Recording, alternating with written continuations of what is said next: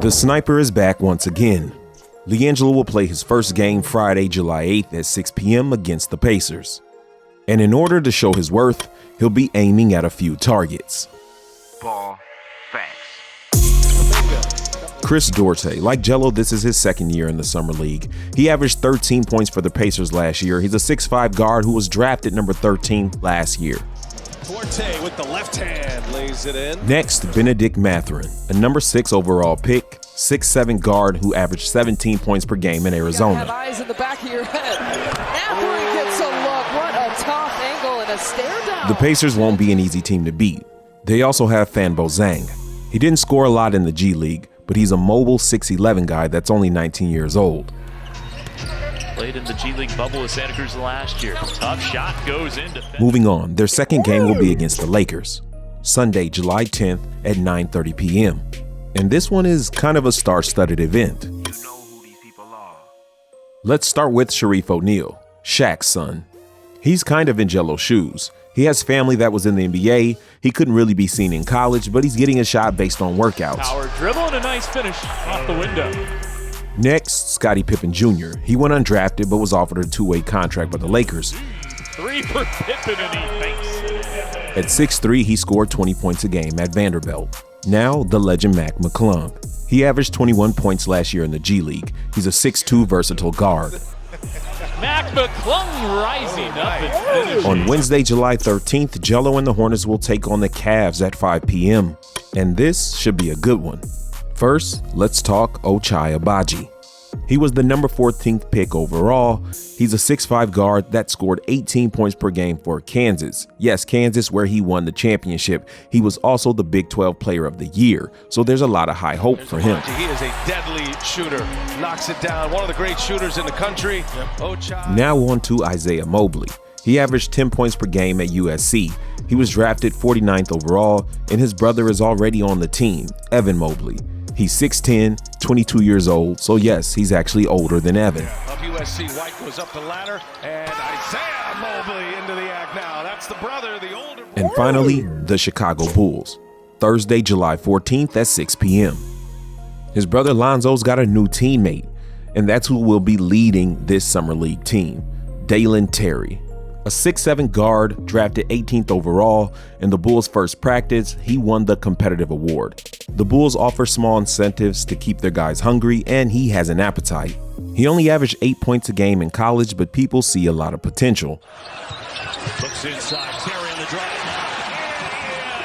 And a chance for three. To everyone wondering what makes this Summer League different than last Summer League, I'll get into it right now. Number one, James Bouknight is not going to be there. Now, James Bouknight is a great offensive player. I thought he should have played more last year. But when we talk about James Bouknight in passing, that's not something we say he's the best at, because anybody can pass you the ball, right? A great passer is somebody who passes you the ball when you're in position to score. And if we watched last year's Summer League, James Bouknight was not that for Liangelo. So that caused a lot of problems. He was leaking out a lot of times, and he could have got tons of easy buckets and points if that had been the case as far as James Bouknight being the passer, but he's gone. So there was only 5 people that played 20 or more minutes last year. James Bouknight was one of them. The other 4, no one scored more than Liangelo. Kai Jones did by 0.2. He scored 9.8, Liangelo 9.6, but everybody else getting 20 minutes and up, 10 points or less, like Liangelo. He was getting 10 points. They were getting 10 points. So if you take James Bouknight out of the equation, now you see Liangelo probably gets more touches, and who's outscoring him like that? You need more points, and Liangelo can provide that. The second thing that's different about this Summer League versus last Summer League is Liangelo actually has more rank under his belt this summer than he did last summer. Last summer, he went to an open gym with LaMelo and was balling. They invited him out. And he also had this reputation of maybe he wasn't a team player. He left UCLA. He left the LKL. Maybe he wasn't a team player. But when he stayed with the Swarm and they didn't give him any minutes, even though he was producing more than everybody else, and they just made his minutes diminish, his stats diminish, Did you ever hear an interview come out with Liangelo bashing them? Did you ever hear Liangelo leaving the team? No, he went to every practice. He stayed dedicated, stayed committed to the team. And that showed the organization something. So Liangelo last year is not the Liangelo this year in their eyes. You know, his rank has gone up. So I believe we're going to see him on the court more than we did last year. The book night thing and the fact that he's paid some dues.